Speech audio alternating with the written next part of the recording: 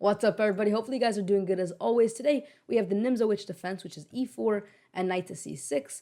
Let's go ahead and start immediately. So there's a couple of options that white has. Let's begin with knight to f3. And here, notice that with your knight here, you're not actually controlling any of the center squares with a pawn. And therefore, one option that you might have is d5. It's an incredibly aggressive option. You're just placing your pawn out there, with the goal of contesting this pawn here on e4 and making white a little bit less comfortable in the center. But the problem with this, the big drawback, is that after this exchange, your queen's here in the center. And what happens when your queen's in the center? It can get attacked, especially if there's a knight here that has not been developed yet or has not been traded off yet. And so this queen can very easily get attacked. The queen has to move back somewhere, and white has this beautiful development going, whereas you not so much. So that's why I would actually stay away from playing d4 or d5, sorry. Even though it seems like you're contesting the center, in the end, you're just going to be losing tempo. It's not going to end that well. Another option is d6. And d6 is completely fine. It's very solid. And it can land yourself in a very nice structure. For example, the Perk defense, which is obviously characterized by, the pawn on d6, the knight on f6. So for example, let's say we see d4, just taking more control of the center. Here you can develop your knight, and yeah, you have the perk, the big perk of the perk is that your bishop can get developed, you can castle quickly, your other bishop can get developed. It seems like everything can get developed quite nicely, but there is actually a big drawback to this, and I'll go ahead and show it. So let's say, you follow the pretty simple ideas that you have, you develop, you have some more pieces you can develop very nicely. The problem is white has all of the control in the center here. And therefore, there's always this threat of playing d5. Your knight has to be kicked away. For example, let's say knight b4, a3 even, and now knight a6. It doesn't seem well. Your knight here is very trapped. You can try to reroute it, but I mean, your knight at this point is it's doing absolutely nothing for you. And therefore, that is one reason maybe you do not want to go ahead and play this setup that's very passive in the center. And so what's your other option? Well, your final option really is just playing e5. And you'll notice that you transpose into this just very common opening here, where you have e4, e5, knight c6, knight f3. The bishop probably is going to develop to c4 or b5. Those are those are some of the common ideas. Also, the knight can get developed. But in general, I mean, you control the center. I'm not going to comment too much on this. This is just one of the most common openings in the whole game of chess.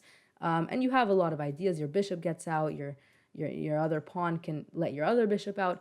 This is very solid, which is why actually, in the case of f3, of knight to f3, I would actually recommend e5, just for the simple reason that, again, d4 has the drawback where your queen gets developed, you lose tempo, and then d6 has a drawback there that you're not controlling the center, and therefore, there's ideas that white has of just kicking your knight around, and overall, you're not going to be attacking as much in the center.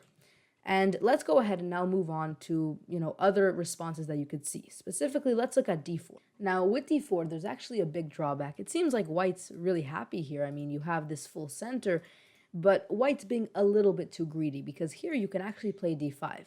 And you might be thinking, well, you just told me why d5 is not good. After take, the knight develops. Oh, no.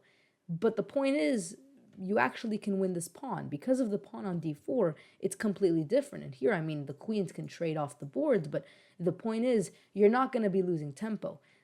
The only thing you are going to be, gaining is this center pawn here where white doesn't have it. And in general, I mean, black is most likely, better here. You already have some targets, for example. Your knight here is absolutely, it's very annoying for white, and therefore, this setup here with, d5, it's a great move here against this d4 and e4 combo. But white still has chances if they play e5, especially if you do not play this correctly. And so how do you play this correctly? Well, first, you're going to want to develop your light square bishop because you're going to want to play e6 eventually, and you don't want your bishop trapped inside of this kind of light square pyramid. You first want to develop it. So once you develop the bishop, let's say they also develop, then you can play e6.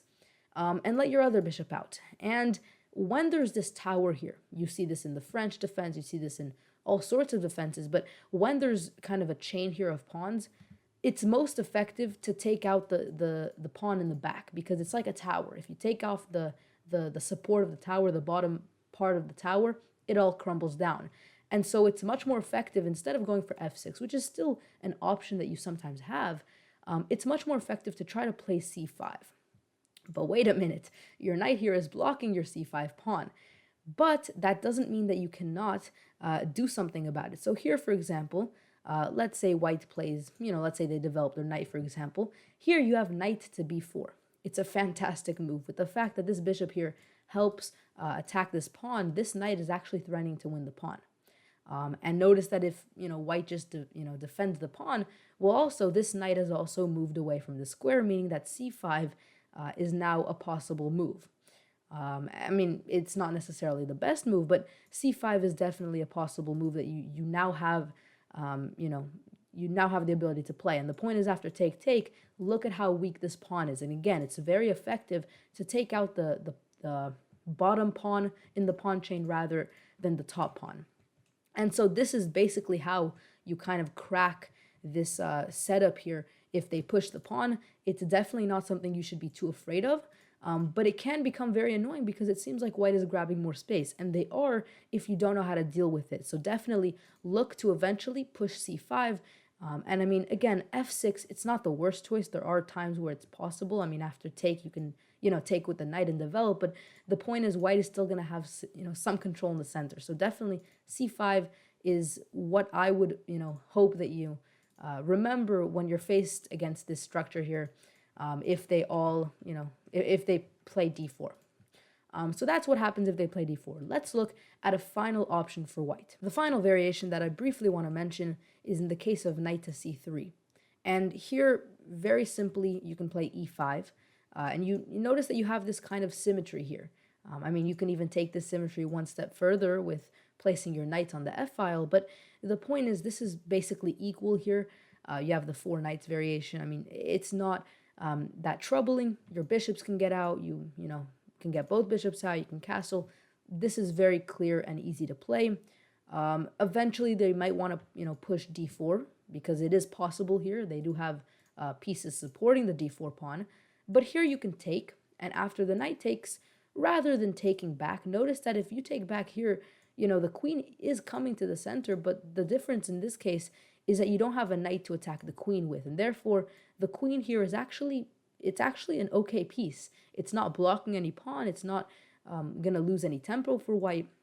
And for example, c5 is not a great move for you because this is not a move that you're going to want to play in this kind of structure. Your bishop is actually just getting locked in, and in general, the queen can just move.